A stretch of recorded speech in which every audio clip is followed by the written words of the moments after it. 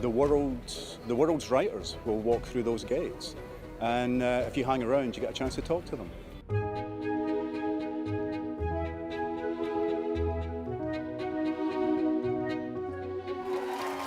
I'm interested in conversations that deal with things that matter, but real, how do we live our lives?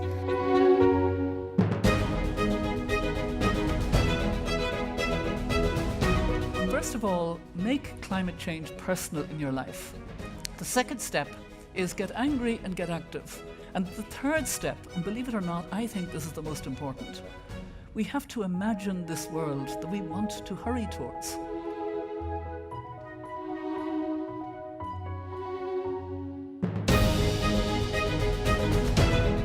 It's about kindness is looking at people as people and not as I voted this, I do this, whatever it is. There are some people we will never get along with, but most of us are a complex mass of different things.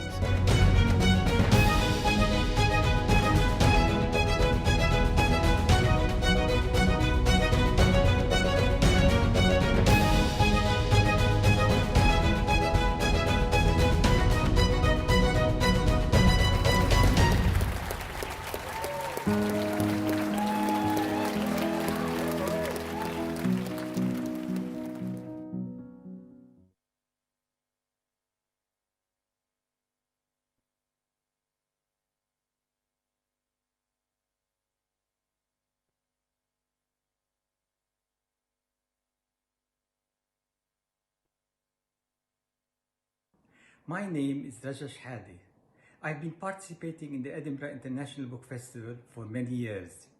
The festival has been central to my development as a writer.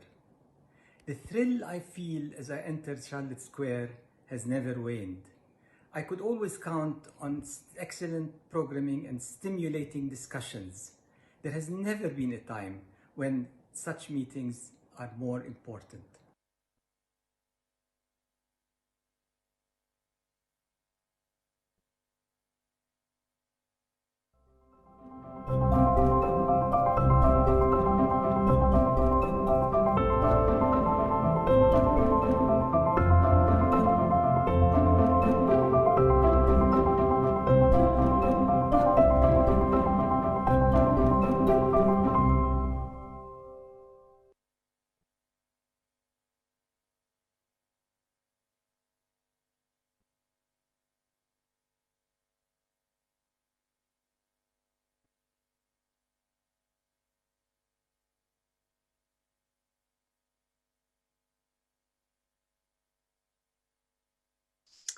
Hello, I'm Philippe Sands. I'm delighted to be part of the Edinburgh International Book Festival once more. I wish we were in Charlotte Square, where I've spent quite a lot of time, but we're not. We're doing this virtually this year in special circumstances. I'm particularly happy this year to be in conversation with an extraordinary writer, Masha Gessen. Masha is someone I have read frequently. They write for the New Yorker magazine, and I've read many articles. And a few years ago, I read an article that they wrote in the New York Review of Books. I think it was just 2 or 3 days after the election of Donald Trump on the coming autocracy and how to deal with it. And 4 years on from that, Masha has written a book which has been published recently in the US and here in the United Kingdom, Surviving Autocracy, which I have devoured and which in a sense looks back on those 4 years.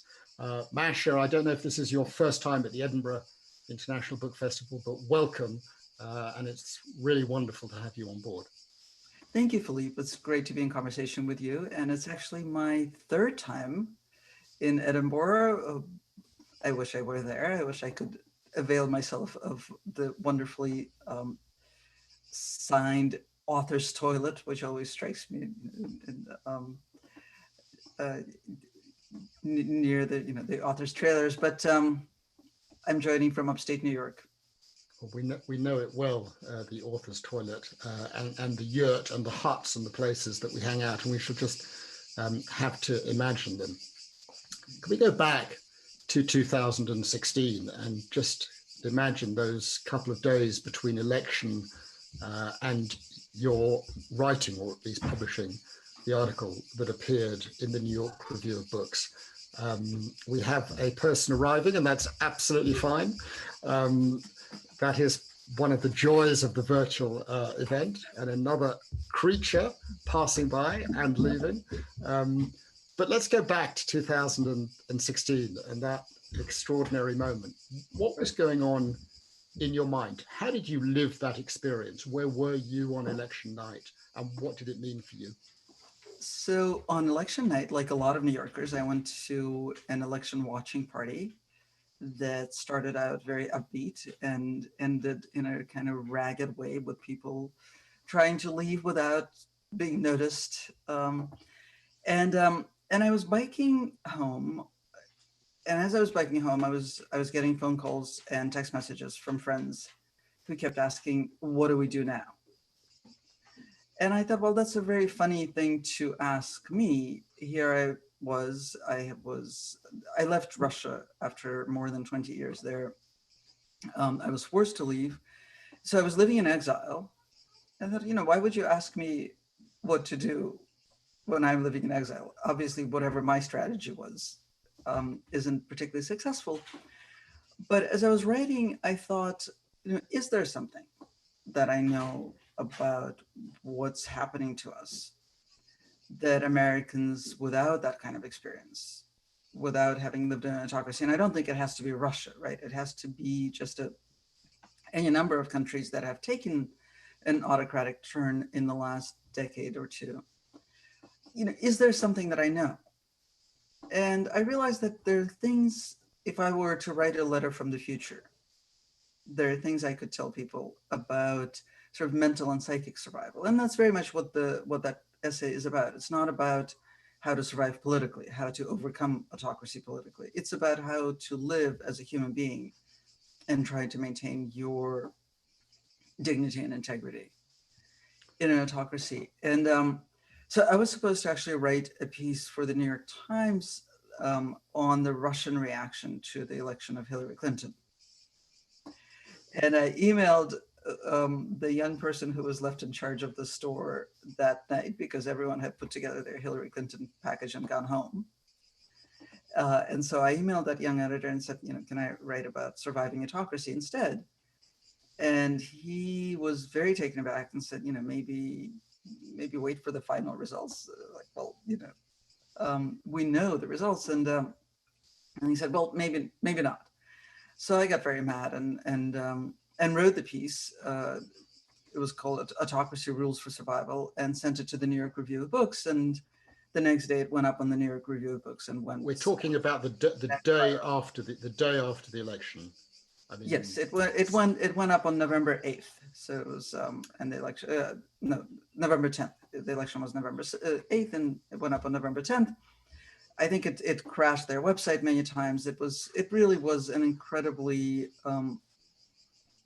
resonant piece for people. I think because it put words to this feeling of disaster and to the extreme discomfort that people felt with, on the one hand, feeling like we were facing political disaster, and on the other hand, having it already be covered as just kind of a normal, peaceful transfer of power, which was a preview of much of what we have experienced over the last 3.5 years.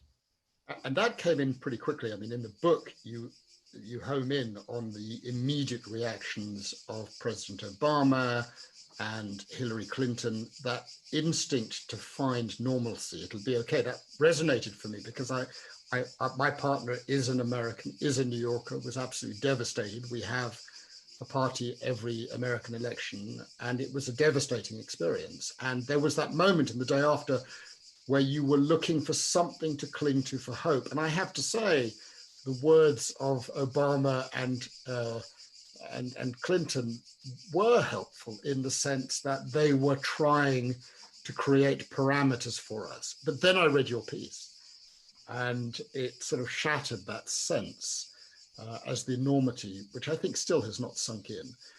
That piece felt like it, I mean, it may have been written instantly, but it was the product of deep reflection Can you explain a little bit about the process of writing that piece? Because it's done in a day, and yet it's gone so much deeper in terms of what it has drawn on.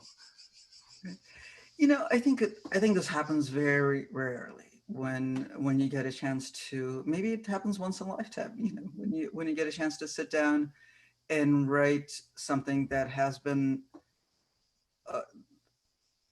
percolating in your brain for years, right? And that is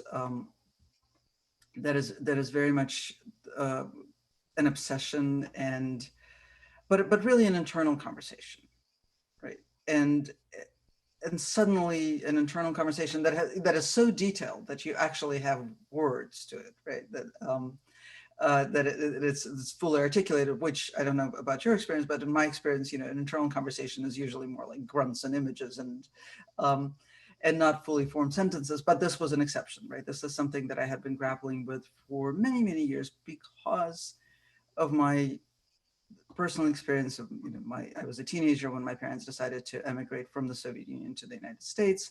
I was an adult when I went back to what was the Soviet Union and it was just falling apart, to see the rise of democracy, or I thought that's what I was seeing, and then have those hopes crushed. And then, of course, I had spent a couple of years just before the American election writing a book about how Russia had returned to totalitarianism. So this was a personal and psychic obsession that suddenly kind of got poured out into an essay. And I also just had a great editor who helped me hone it so that it felt like it came out perfectly formed. I know your editor, and he is a remarkable editor. But are you spending the period watching the pre-election process thinking this is the piece that I'm going to write? Because what I'm trying to get at is that you've brought to the experience of writing the article in the New York Review of Books the experience you've just described, but you've also lived for 3 or 4 months. What's going on in your mind? Are you imagining this could happen? This guy could actually get elected? Are you forming a view about him as you're watching him, as you're hearing him debate, as you're seeing him talk? What's that process that is going on as you, at what point did you form a view, this is a potential autocrat? I remember in July of 2016 when Hillary Clinton picked her running mate, Tim Kaine, and I thought, oh my God, she is going to lose. And the reason I thought she was going to lose is because it was so clear to me that she had no idea what she was dealing with, right? She was acting as though the laws of physics as she had known them, you know, as the Democratic Party, I mean, it wasn't, I think, just Hillary Clinton, obviously, the sort of the entire Democratic Party machinery was acting as though they were having a normal election, right? And I had seen the likes of Donald Trump before, and not only had I seen the likes of Donald Trump before, I mean, Donald Trump is very much a type, right? He's both a type of person and a type of autocrat. And somehow, you know, he does not square with the big Excel table that that the Democratic Party uses to try to figure out how many votes they can pick up in which state, and how they can then make a decision about the vice presidential nominee. Right? So it was clear to me at that point that American electoral reality had cleaved into 2 parts, and that there was a very real chance that because Hillary Clinton didn't realize what she was dealing with, that she was going to lose. Now, I don't want to say that I predicted Donald Trump's victory. I just really felt, thought intellectually and felt viscerally that it was possible, which is something that most Americans did not. And most American journalists, most American commentators, pundits did not think was possible. And I can't claim to have predicted it just because he won by 77,000 votes, right? It really was a matter of which way the wind was blowing, almost literally, right? It's such a tiny number in the United States. But I had been imagining the possibility where almost everyone I knew just thought it was the most ridiculous idea.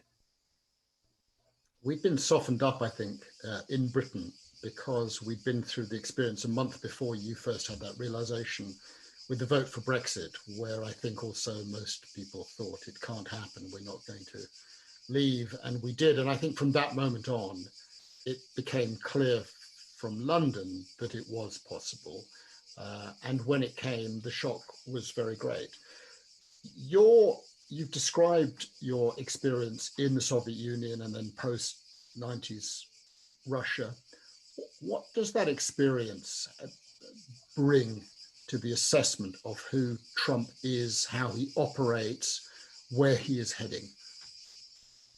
Yeah, I mean, it's funny.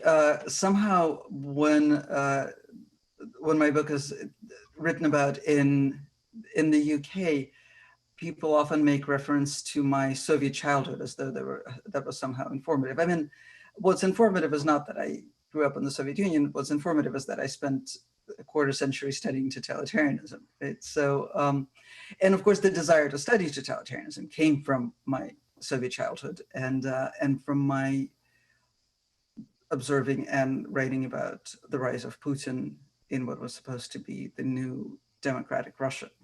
Right? And I think, I learned a few things, or let me put it this way. I think of this as having given me a kind of optics, right? A special pair of eyeglasses. I'm looking at the very same things that we're all looking at.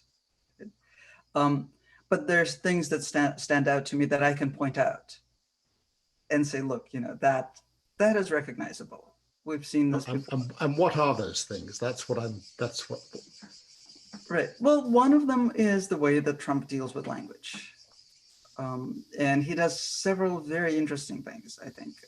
He kind of uses the entire autocratic repertoire, actually, when he deals with language. It's his one talent. One is that he uses words to mean their opposite, and he has a special talent for using words to mean their opposite when they have to do with relationships of power. Right. So he uses the word witch hunt to describe what's happening to him. When, the most powerful man in the universe cannot be the object of a witch hunt. You actually have to be less powerful than whoever is supposedly witch hunting you. He uses the concept fake news, right? He completely took ownership of it and turned it against mainstream American news organizations by calling them fake news. He also uses language to mean nothing.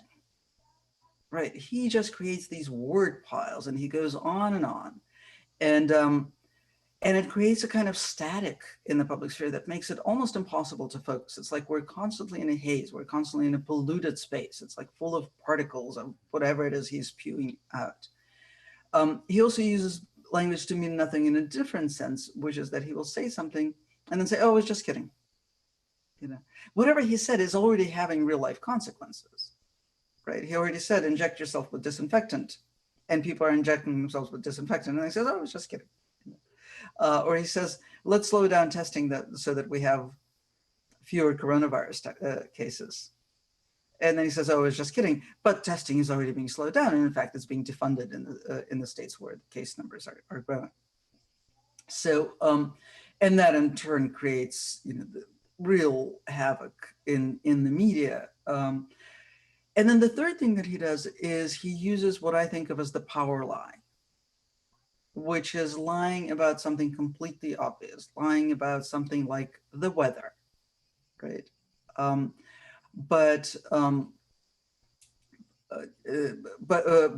it's empirically disprovable. He's not trying to bring you around to convince you of something that you didn't previously believe. He is not trying to say, the dog ate my homework. What he's saying is, I can say whatever I want, whenever I want to. Sure. And you are going to have to engage with it because I have the biggest microphone. And that's it's a bully move, it's an autocratic move, and it's something that I have certainly seen before. What you're saying to me about language resonates hugely. I mean, here in Britain, there's been a big issue with the capture and the use of language by Johnson's government. Build, build, build, stay alert. these kinds of subliminal messages that get sunk in, although I think they are received differently in different parts of the United Kingdom. I suspect Scotland, Northern Ireland react rather differently to this sort of forms of manipulation. How do we guard against it? What do we do about it? How do we react to this kind of appropriation of text? So I think one way of thinking about it, and it may sound vague, and the word intentional has certainly been overused, but I'm going to use it again, right? We have to be incredibly intentional about the way we use words. In peaceful times, in times of political stability and kind of shared reality, we take it for granted that the role of language is to describe our shared reality, that we have a shared reality, and we have words that we understand in similar ways.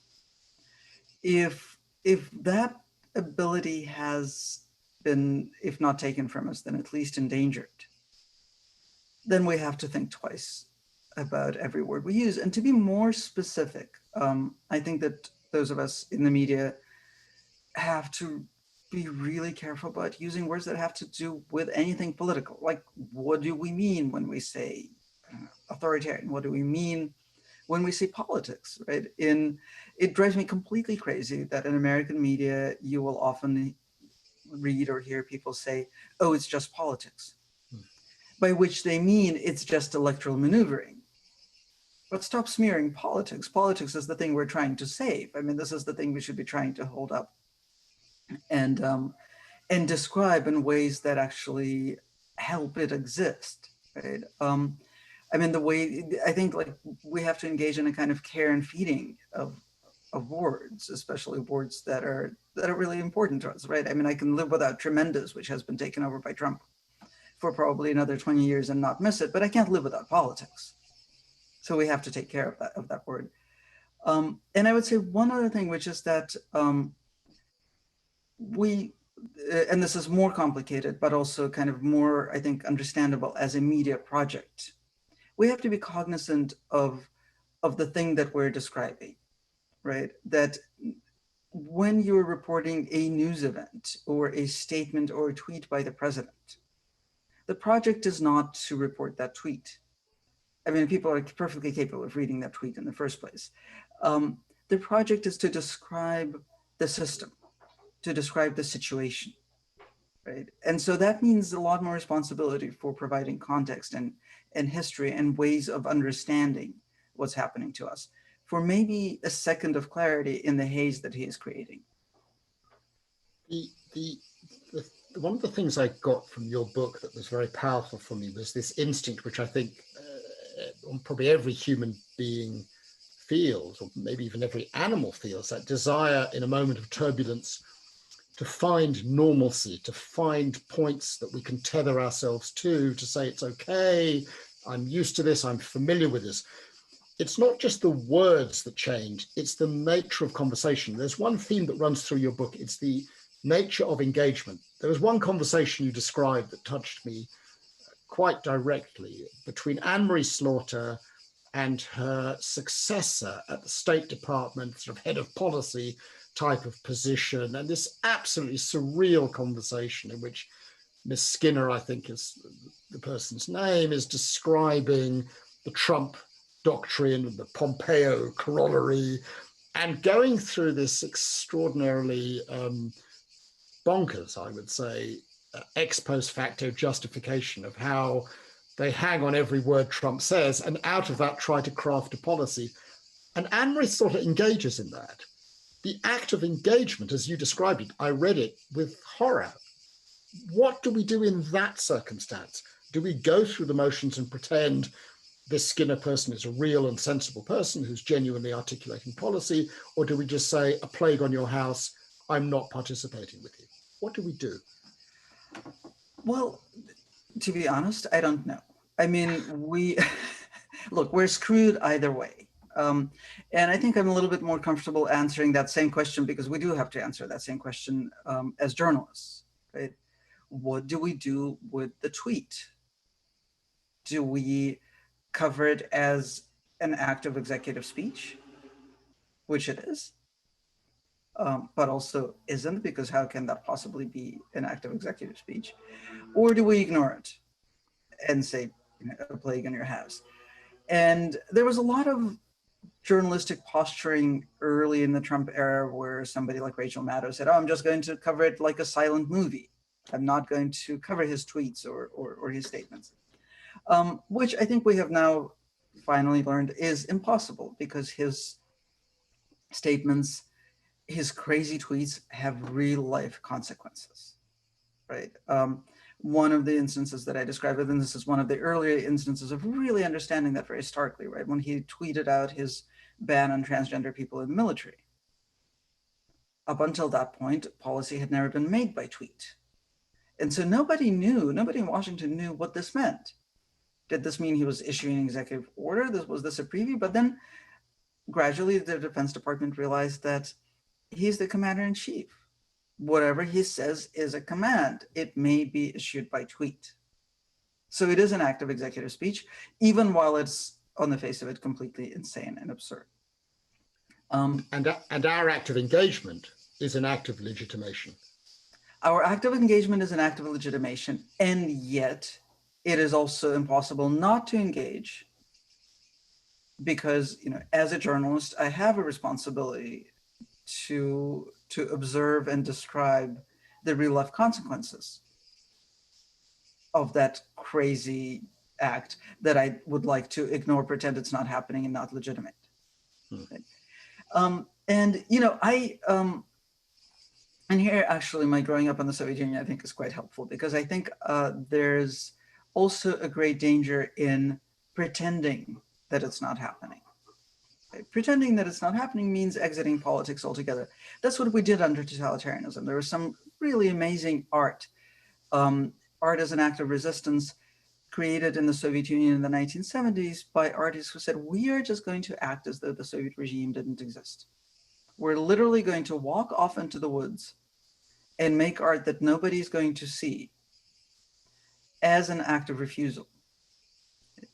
And that was a very powerful act, but it was also an illustration of how the political space had made it completely impossible to act within it.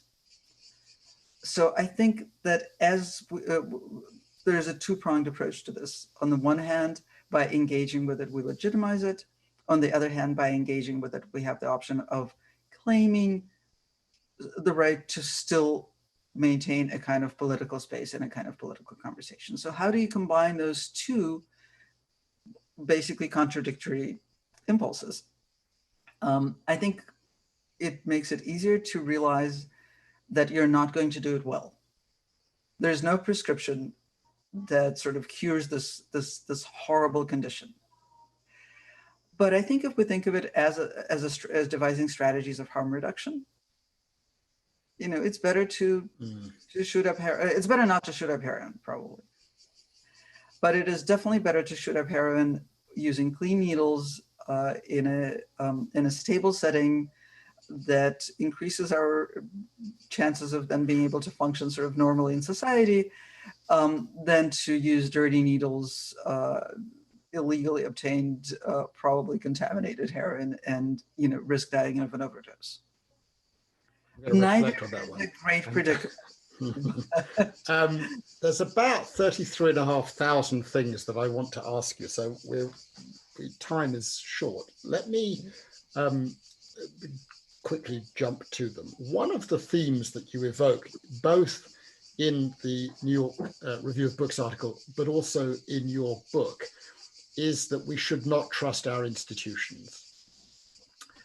Very specifically, your book was published before the Supreme Court came down with a rather dramatic judgment on which you've written about in the New Yorker, on trans and LGBT rights and the definition of sex, which was, I think, by any standard, a far-reaching judgment.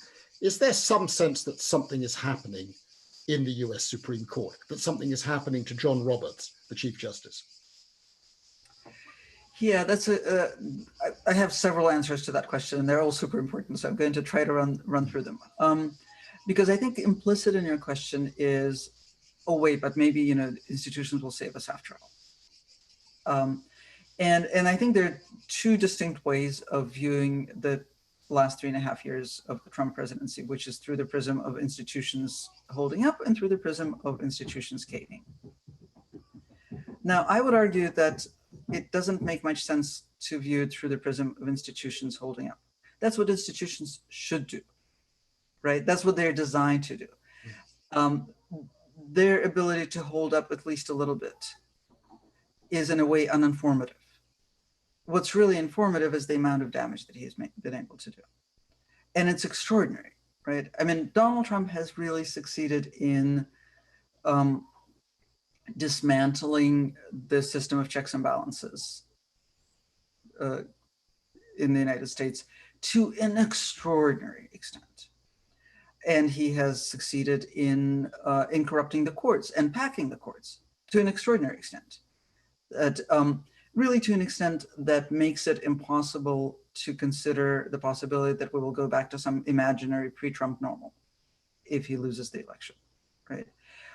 And that's what I mean by, I don't think that we should not trust our institutions. What I think is, I'm arguing against is this American religious faith in institutions, right? Americans imbue them with magical qualities, the quality of self-repair and the quality of functioning in a vacuum, right? It's like they're outside of society. It doesn't matter whether we enable them or embolden them or ignore them. They're just going to function perfectly like little machines. We'll always have the rule of law. We'll always have the rule of law, as though they weren't humans carrying out the rule of law, and as though those humans, unlike all other humans, were not interdependent with each other and other humans, and did not live in society. It really is a kind of weird fanaticism in the United States. So that's what I'm arguing against. Now, the Supreme Court's decision, and there have been several great decisions, including most recently, as we speak, the Supreme Court's decision that Trump has to release his taxes to grand jury. You're telling me something new, because we've been waiting for that. And while we've been on, you're sharing something with me, which is enormously exciting. I am thrilled. Yeah. So my theory on John Roberts, incidentally, and it's informed by a number of people who know him very well, is that he's playing a long game. And that if you look at the series of judgments that have come down in the last 10 days, they do follow a pattern. 1 for, 1 against, 1 sideways, a couple against Trump, a couple for Trump. And yesterday's were in favor of Trump. And what you've just told me, which excites me greatly, does not surprise me for that reason. That's very interesting. I'm a little suspicious always of looking for patterns, but I do think that John Roberts, John Roberts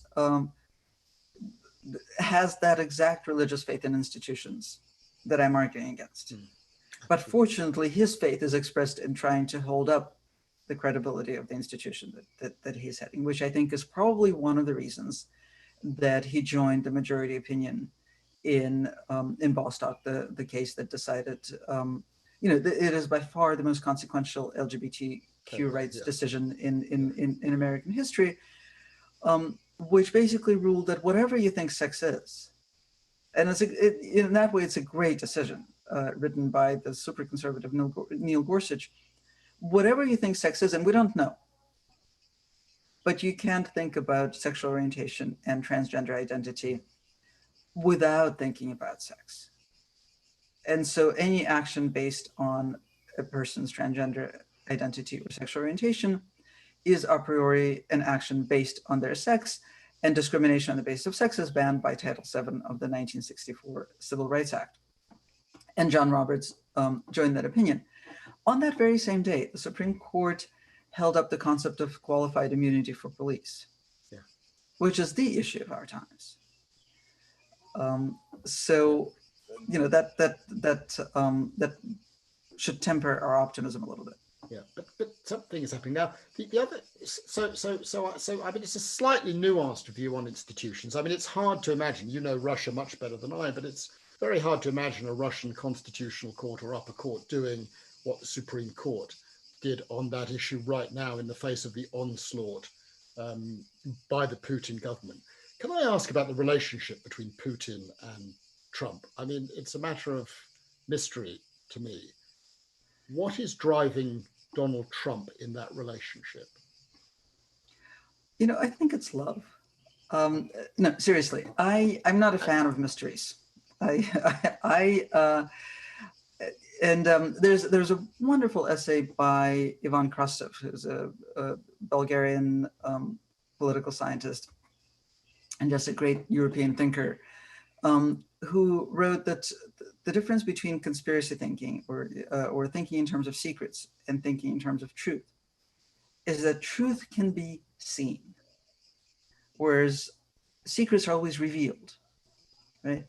And I think we have a great tendency, especially when we're confronted with something that defies the imagination, which the entire Trump presidency is, right? We want to believe that there is something that can be revealed, something that we can't currently see, that will somehow help us comprehend it. It's much harder to think of the Trump presidency not in terms of secrets or mysteries, but in terms of truth, which is just plainly visible. It's just what there is. I'm not saying that there's nothing that we can't see. Obviously, you know, up until now, we haven't seen his tax returns. But I think we can see enough to understand the nature of the thing. And I think the nature of the thing is that he sincerely admires every autocrat that he has ever come in contact with or heard about, whether it's Vladimir Putin or Modi or Duterte or Netanyahu or Viktor Orban or even Kim Jong-un. He is enthralled to that kind of power. That is his idea of power. That is what he would like to emulate. When he performs, and he's performing all the time, but when he was performing in public, he performs some idea of that, right? So it's like coming close to a character that he plays on TV. He likes it and he aims to please. But you used the word love. What kind of love? I just to parenthesize here, I once had a conversation, you know, we were very mystified a few years back when Tony Blair decided to throw his lot in with George W. Bush on a whole load of things. And I was watching one of my daughters playing soccer, and there was another mum there, actually it was a grandma, who was a very well-known psychiatrist and psychoanalyst. And I said to her, what's going on? What is this thing between Blair and Bush? It's inexplicable to me. And she just looked at me and she said, it's very simple. It's love. He wants to be fucked by the biggest boy in the playground. Right, exactly. I mean, you asked me what I meant by love, and I thought, well, you know, is it love or is it? And I'm not sure that that's a great definition of love either. You know, but you know, teenagers these days have a really great distinction between something that I think we've all experienced, but sometimes it's the new generation that comes and gives you a definition. It's they talk about whether I want to be be fucked by him or be him, right? It's and I think that distinction, I mean, you kind of have to have a gender and sexuality fluid environment in order to grasp that. But once you do, you realize, yes, that's, you know, we often confuse these two things, and I think Trump is in constant confusion, right? I'm bound to ask this as the coming weeks hove into view, and I'm really sorry, but I know the wonderful viewers at the wonderful Edinburgh International Book Festival want to know what's going to happen. Oh, I have no idea. We journalists should never make predictions. What I can say is that I wish the election were tomorrow. And not in November. As we speak, we're nearly 4 months out from the American election. A lot of things could happen. A lot of bad things could happen. If the election were held tomorrow, Trump would probably lose. But I have great hope that is inspired by the uprising in the United States right now. But I don't know if it can be sustained for this long. And I don't know whether the Democratic Party, in its sort of technocratic ideas of power and politics, whether it's capable of understanding and responding to that energy in the streets. Masha Gessen, you've excited us and you've taught us and you've made us think, and that's, I think, nothing more could ever be asked of anyone who participates in such an event. Your book is marvelous. I read it cover to cover. I read you regularly in the New Yorker. I want to thank you. I want to thank the Scottish Mortgage Investment Trust. In case you ever are thinking of moving to Scotland, a third home, they will provide you with a mortgage, I have no doubt. And your book is available on the website of the Edinburgh International Book Festival. There's so much more I am dying to ask you, but we are out of time. A big thank you. Thank you so much, Philippe. It's great to talk to you.